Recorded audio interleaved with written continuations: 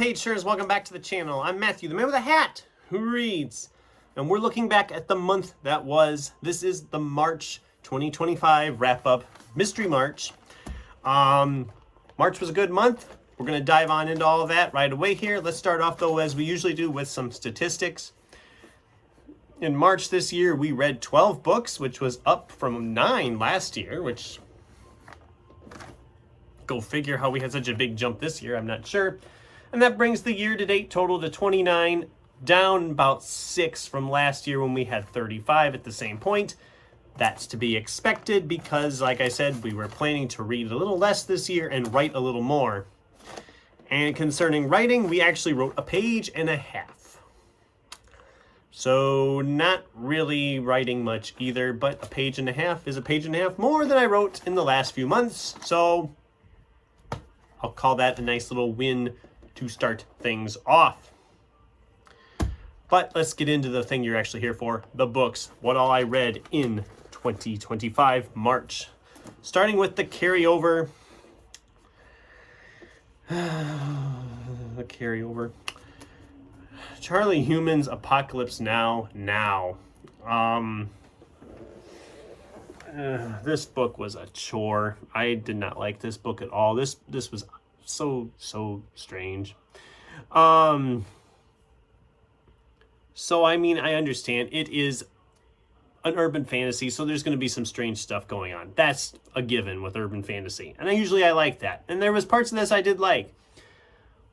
But the main character is this high school kid. He's part of some group of other kids who are kind of like keeping the two rival gangs from killing each other in the school. And nobody does anything about the rival gangs in the school. They just let them kill each other, I guess. Him and his friends are selling monster porn.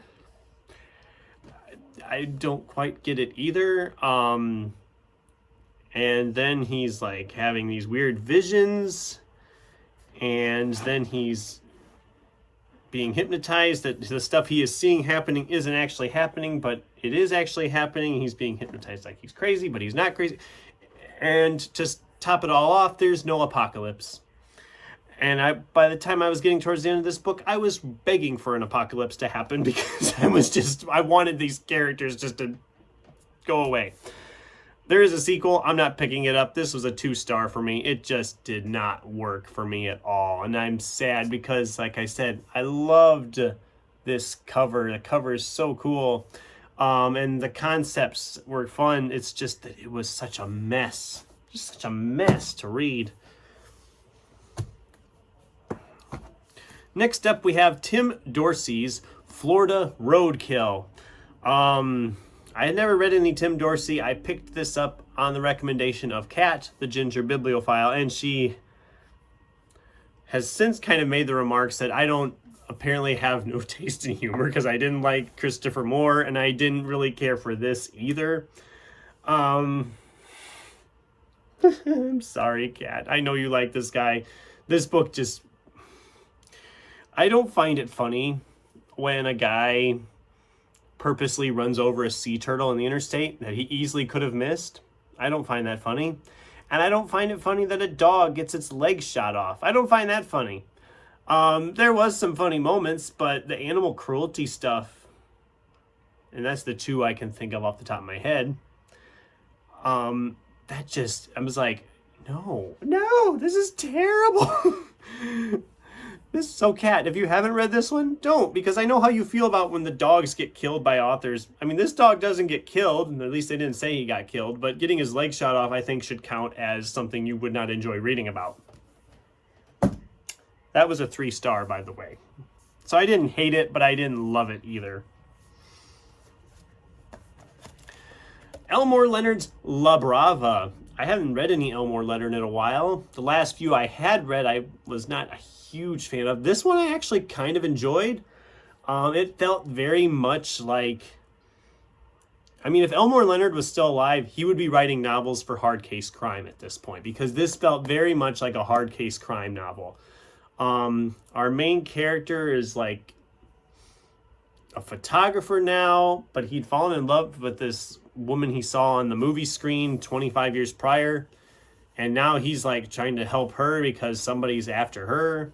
There's scams involved. I really enjoyed this. I flew through this pretty quick. This was a 4-star for me. And yeah, I really, really liked this, and I didn't expect to like it as much as I did. So yeah, if you're a hard case crime fan and you haven't read Elmore Leonard, I suggest starting with this one because this felt very much like a hard case crime title. And I really enjoyed it. 4 stars. This was not my original TBR plans for the month of March. I was going through stuff because I've been cleaning out different stuff, going through books that have been sitting away in corners and in boxes and whatnot that I haven't looked at or read for quite a while. And I came across Cass R. Sunstein's The World According to Star Wars. And I had forgotten I had this, and I had never read this. I'm a big Star Wars fan, so putting philosophy into Star Wars, okay, I'm on board for that. It started out, I picked up and just started reading it, and it started out really strong, and then it then fell apart.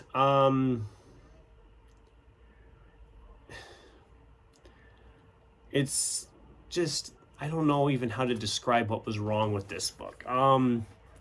A lot of it was just a guy's opinions on Star Wars. There was not really any philosophical messages. I mean, there's a couple threads that get dangled, but otherwise it's mainly just offering opinions. At one point, it made me just, I almost threw the book across the room. Can I find it in here? Where was it? He's essentially saying that, here we go. He essentially has spent this whole chapter talking about political campaigns and how we should form our own opinions and not let anybody kind of tell us that, oh, you need to think this way. He spends the whole chapter talking about that and how we should form our own opinions and not let anybody sway us in our opinions. We should make our own minds up on stuff. Good messaging. But then we end the chapter with an objective, authoritative ranking of the movies. And it's essentially, again, his opinion on how the movies rank, which ones are the best, which ones are the worst, yada, yada, whatever. I'm not saying all the Star Wars movies are perfect. They're not.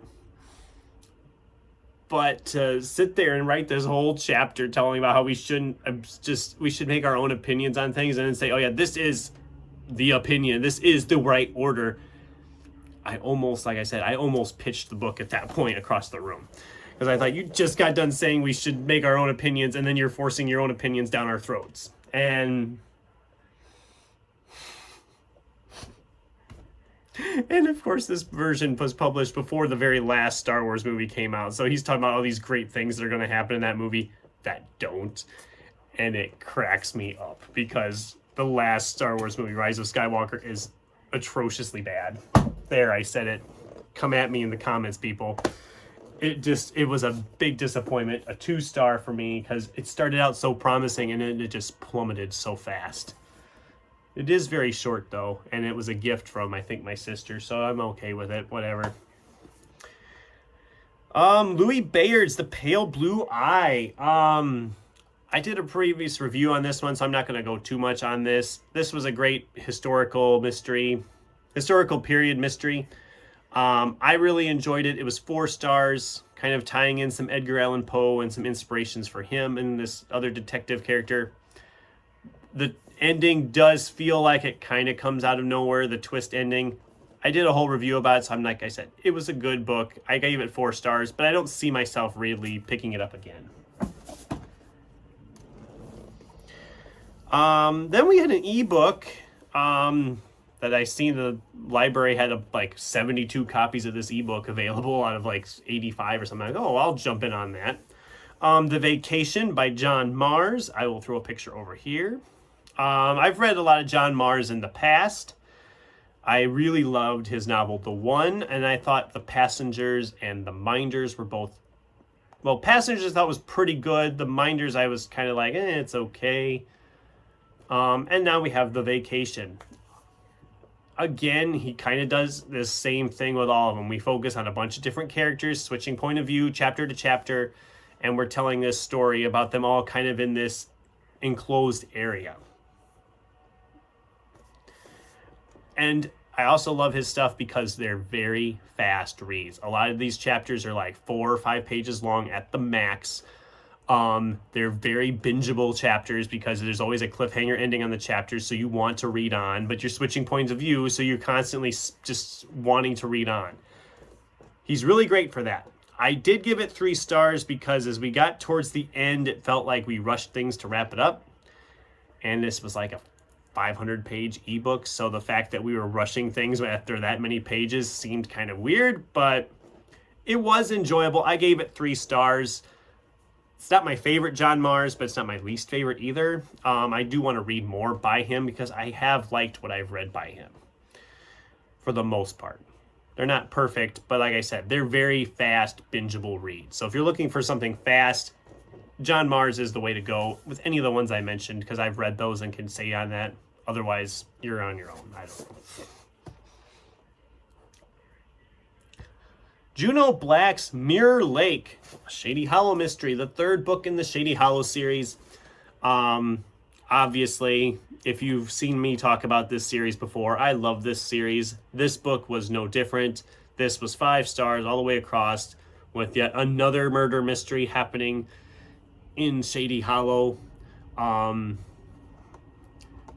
Essentially between a rat family. A wife claims her husband is dead, even though her husband seems to be standing right there next to her. And I'm not going to spoil anything else on that. I'm loving this series. It's like, I mean, I'm a big fan of the cozy fantasy genre. This is the cozy mystery genre. Animals, mysteries, anthropomorphic animals living in this community, and a murder happening, and everything kind of being solved. And the covers, like I've said before, are just always so gorgeous. Look at the detail on this cover. Oops, I'm covering up the little statue thing at the bottom. I love this series so far. This was 5 stars. Can't wait to pick up more in the series.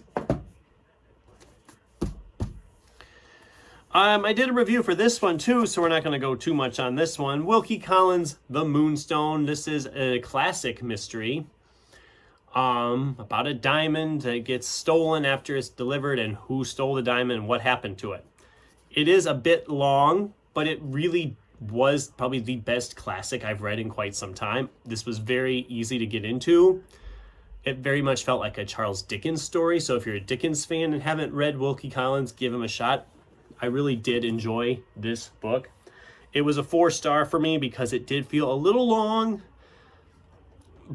but for the most part I enjoyed it, and I would probably pick it up again someday.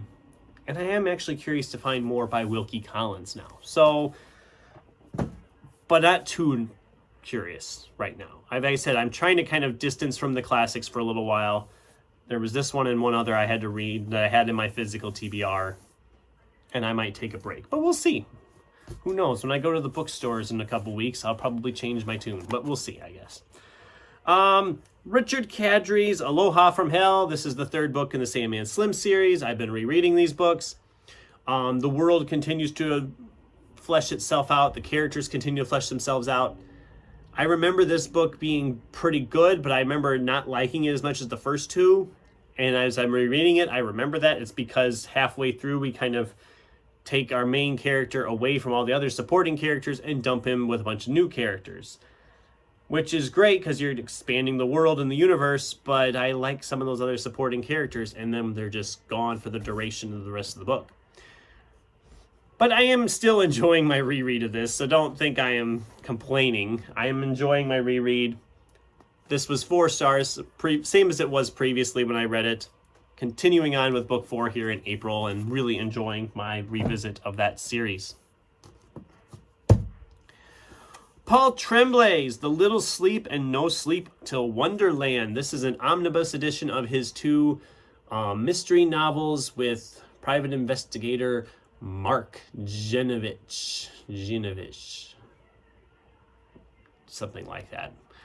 The first story in here, The Little Sleep, I was really intrigued by how this was progressing because of the fact that our main character is narcoleptic and will just randomly fall asleep.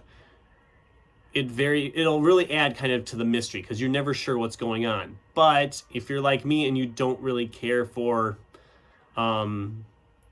unreliable narrators, it starts to get annoying after a while. And not so much the first story.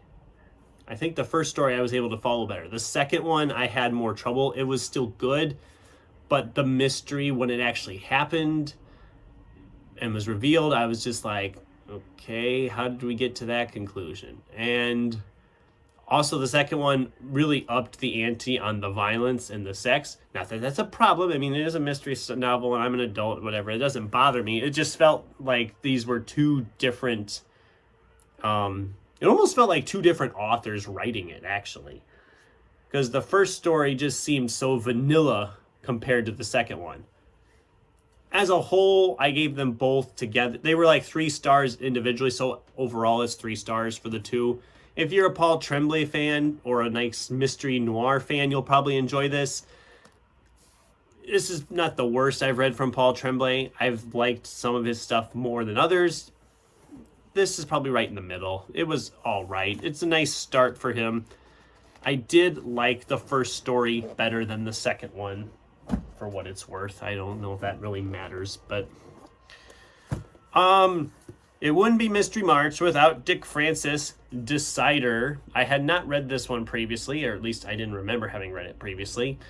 Our guy's an architect who gets involved with his essentially like a family or a previous step family. His mother's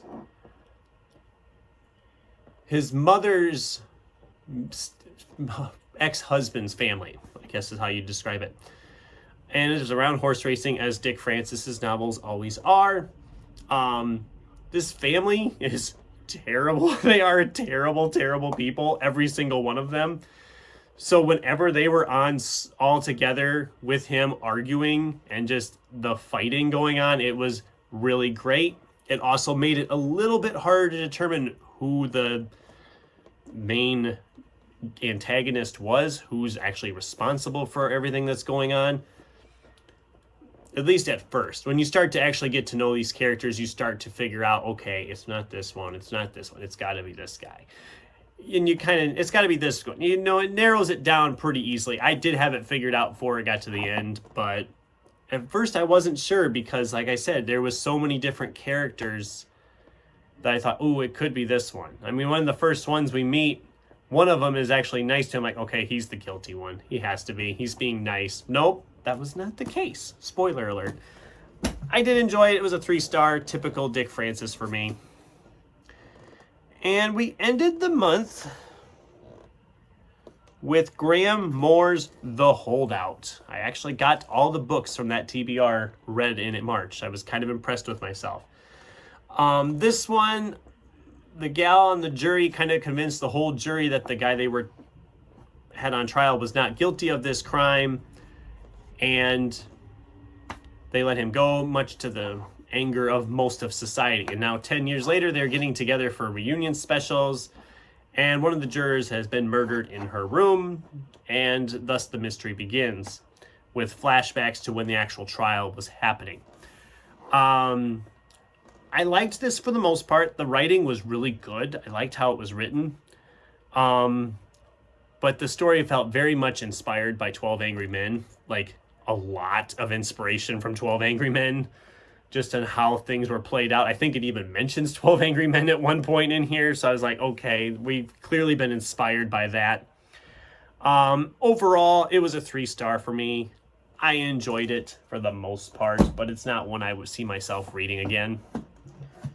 And it probably is no mystery. My book of the month was Juno Black's Mirror Lake. It was the only 5-star I had this month, so it was easily my book of the month. And that was what I read in March. This video went longer than I expected to, so if you hung around till the end, thank you for listening to me ramble on all these books. I'd love to hear from you guys. What was your book of the month for March? And was I wrong about any of these? Because clearly I say I had a good month, but clearly I didn't, because a good chunk of them I'm not going to keep in my collection, which is okay. It makes room for new stuff. So I'd love to hear from you in the comments down below.